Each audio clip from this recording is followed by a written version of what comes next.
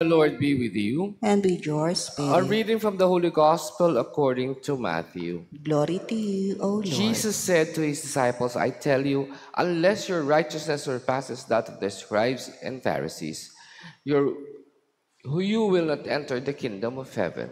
You have heard that we said to your ancestors, you shall not kill, what, and whoever kills will be liable to judgment.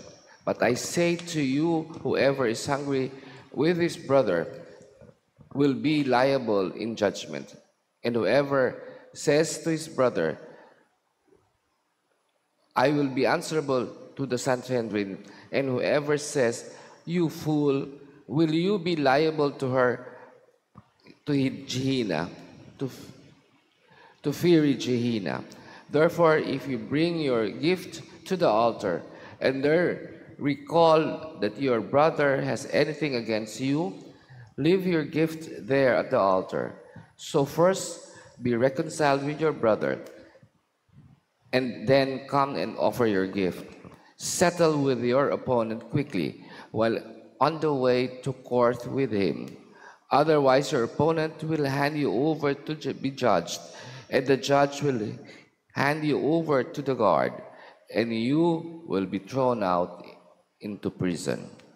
Amen, I say to you, yes, will not you will not be released until you have paid your last penny. The Gospel of the Lord. Praise to you, Lord Jesus Christ. Please be seated. Good morning, my dear brothers and sisters. We started our Gospel today with the Gospel acclamation. I give you a new commandment, love one another as I have loved you. And today's reading and our celebration today focus so much on the way we look at life as a moment of expressing our own love and compassion to people. In 1994, when the Miss Universe were held in the Philippines, Miss India, the then winner, introduced herself as Miss India, where, where love is the essence of life. And tinanong siya nung announcer, anong kanyang host, at sabi, what do you mean that love is the essence of life in India? He said, India is a multi-ethnic, multicultural, multilinguist area. And the only way for them to survive is to learn how to love each other. Because of the differences with each other, only love can surpass even the different laws of the land. And somehow he was right. She was right in saying that unless there is love within the context of the community, it is very difficult to put discipline and to put order into the community. You know, one of the best and the greatest gift of the mission in my life is the gift of seeing through people. In the mission, the first error that I had was to put everything in order by putting life through my watch. I came from Manila, and when I went to Palawan, I was trained according to the structures of Manila. We measure things by exact time, by the hour, by the minutes. At pag ikaw ay na-late by the hour, by the minutes, parang sobra-sobra na ang kasalanan mo sa mundo. Kaya lang sa probinsya, we do not measure time according to by the hour and the minutes. We measure time by the readiness of people. Hindi mo pwede sabihin 8:00 ang misa kasi pag pumunta yan, Father, na-late po ako. Bakit? Nanganak pa yung kalabaw ko eh. I have to attend with my kalabaw. Father, hindi po ako makapunta kasi nagpapakain pa ho ka ng mga manok at mga baka. Pag sabihin mong 8:00, hindi ho makakapunta ng 8:00 kasi depende ang biyahe ng bangka sa alon. Kung ang alon ay malakas, hindi ka makakapunta.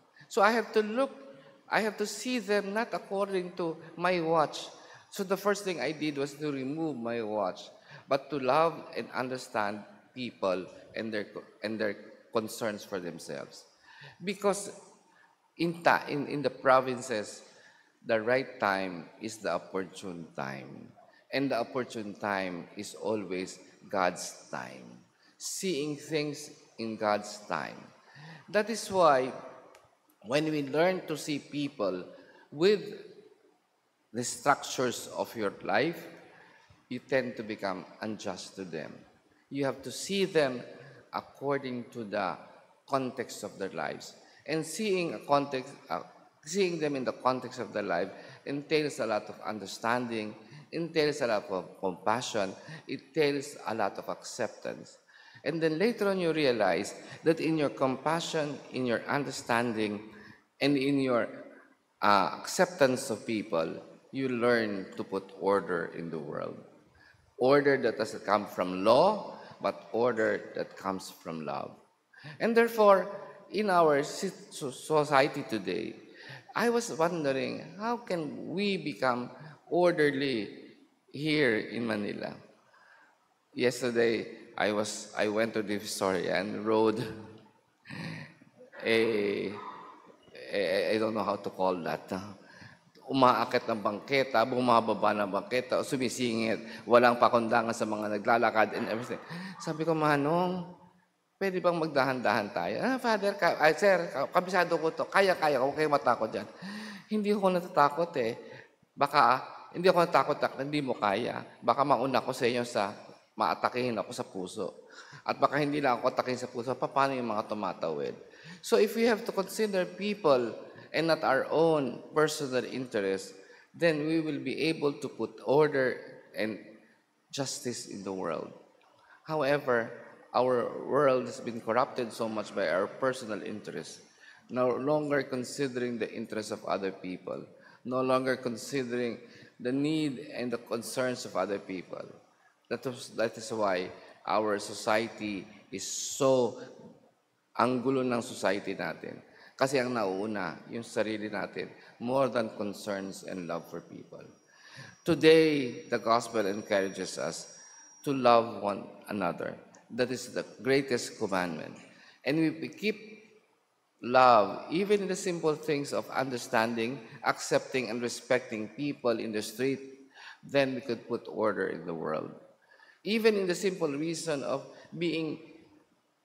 falling in line, using things and concern for others, even in the simple reason of storing our garbage in the right places, this will make a difference in the world.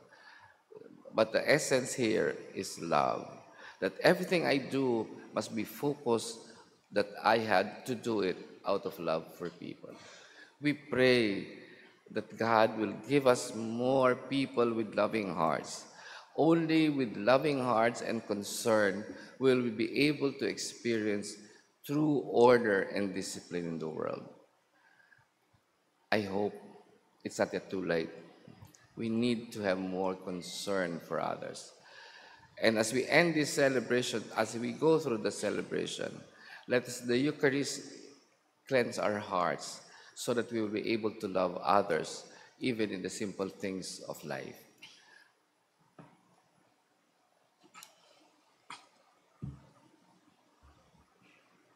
Let us pray. May your holy gifts which we have received fill us with life, O Lord, so that we may rejoice commemorating Saint Anthony de Padua. May also profit from his example of apostolic virtue to Christ our Lord. Amen. Bago po ibigay ang huling pabasbas, isa munang kwento. There was once a rat na tumilip sa kanyang luga. Pagsilip niya, nakita niya nagkakasala ng mousetrap yung tao doon. So he panicked and said, he went to the manok. Sabi, manok, yung ating boss, nagkakabit ang mousetrap. Sabi ng manok, mousetrap yan, wala akong pakialam dyan, bahala ka na. So lumabas siya, nakita niya yung baboy, sabi niya sa baboy, baboy, nagkakabit ng mousetrap. Sabi niya, wala akong pakialam. It does not concern me, mousetrap yan. Pagkatapos na lumabas siya, nakita niya yung baka, sabi niya, baka, nagkakaroon ng gumagawa ng mousetrap yung boss natin. Ano gagawin ko? Sabi niya, I don't care. Mousetrap yan. Wala akong pakialam dyan. So that evening, natulog niya siya, narinig pumitik yung mousetrap. At pagpitik ng mousetrap, nakahuli pala ng ahas. Yung buntot na ahas na ipit, pero buhay pa yung ahas. So the next day, nagising yung kanyang boss, kukunin yung mousetrap. Nung dadaputin yung mousetrap, tinuka siya ng ahas. So, nung tinuka siya ng ahas, venomous yung ahas, nilagnat siya. So he went to the doctor at sabi ng doctor, okay, sige, you rest, take this venom, kumain ka ng arroz caldo. Kaya ang manok na arroz caldo. ang manok na walang pakialam na arroz caldo. Finally, daraming taong bumisita kasi nagkasakit na. Bumisita ang mga kapitbahay, walang mapakain, kaya ang baboy kinatay. At finally, namatay siya. And nung namatay siya, during the way, kailangan pakainin ng mga tao, kaya ang bakang walang pakialam, kinatay.